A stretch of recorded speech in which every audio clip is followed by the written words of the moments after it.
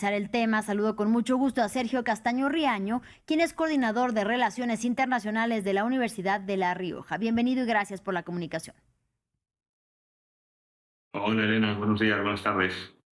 Los brutales ataques de Israel contra Líbano son hoy en día el motivo por el que el país de mayoría persa dice no querer ceder ante Estados Unidos. La administración Trump podrá convencer al llamado Bibi, a Benjamin Netanyahu, de dejar de matar libaneses, o considera usted, según su análisis, que el mandatario republicano estaría siquiera interesado en hacerlo.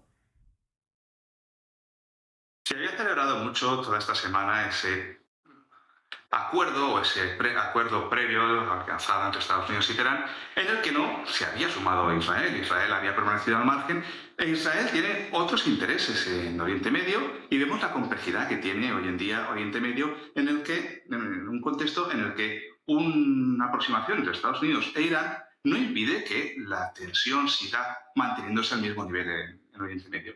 ¿Qué es lo que está sucediendo?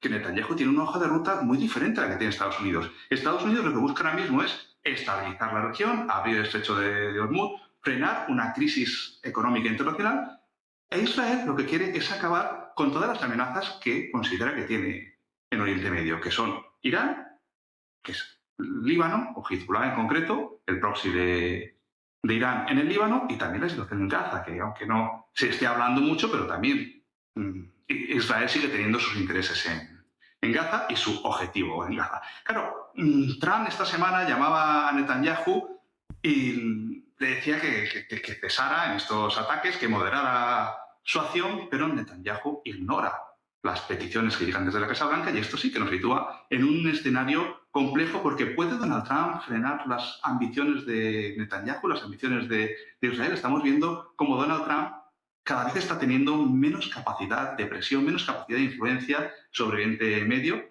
y la prueba la tenemos en que el acuerdo alcanzado con Irán ha sido ignorado por completo por Israel. Justamente en línea con lo que usted bien nos dice, Israel siempre justifica sus ofensivas, y aunque estas terminan cobrándose la vida de civiles mucho más allá de las de militantes de Hezbollah o, en su caso en Gaza, de Hamas. Dada la actual postura de Tel Aviv, ¿podemos decir que no piensa poner fin a este conflicto ni siquiera en el largo plazo? Como bien usted decía, porque tiene intereses muy distintos a los de Washington. Es que estamos, desde que empezó la guerra, el 28 de febrero, estamos analizando la situación en el corto plazo, de cuándo se abrirá el estrecho de Hormuz, cuándo llegará un acuerdo Estados Unidos e Israel. Y esto va mucho más allá de las decisiones puntuales que se puedan tomar en cada momento y de la subida o bajada de los precios del petróleo. Aquí hay una situación de conflicto que viene desde hace décadas y que no se va a resolver ni por un ataque entre Estados Unidos e Israel contra Irán, que parecía que iba a cambiar la situación, que iba a acabar con el régimen de los ayatolás, y automáticamente esto iba a llevar a un escenario favorable para Estados Unidos y para Israel en la región. No, ahí sigue el régimen de los ayatolás, ahí sigue actuando Hezbollah, ahí siguen sus pies en Yemen, y esta situación tan compleja va a continuar. Es que no hay una solución inmediata y hay que observar este conflicto en el largo plazo, atendiendo todo lo que viene sucediendo desde hace décadas y lo que puede suceder en un futuro. Las diferencias étnicas, religiosas, las tensiones regionales se mantienen, y por más que se puedan llegar a acuerdos puntuales en determinados momentos, no van a resolver una cuestión que va a continuar durante años. Y finalmente, hoy se anunció un nuevo cierre de Hormuz, que mantiene a la vía marítima esencial para el comercio mundial como este epicentro de un conflicto que está por cumplir 4 meses de haber iniciado. Estamos viendo cómo al final las cuestiones económicas priman sobre las militares y priman sobre cualquier iniciativa que se pueda llevar por diferentes motivos.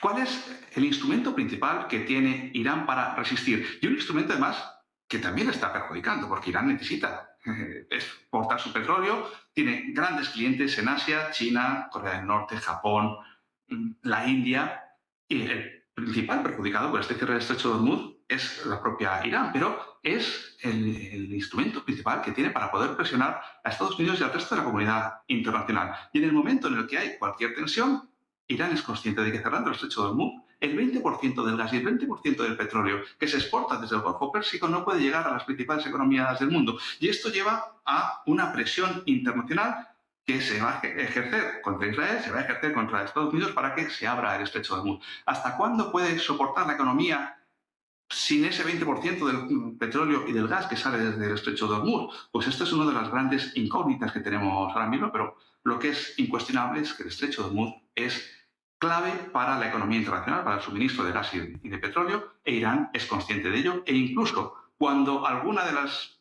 decisiones pueden afectar a su propia economía y al desarrollo de su país, no dudan en bloquear de nuevo el estrecho de Hormuz para presionar a sus adversarios. Agradecemos enormemente por su análisis a Sergio Castaño Riaño. Gracias y hasta la próxima.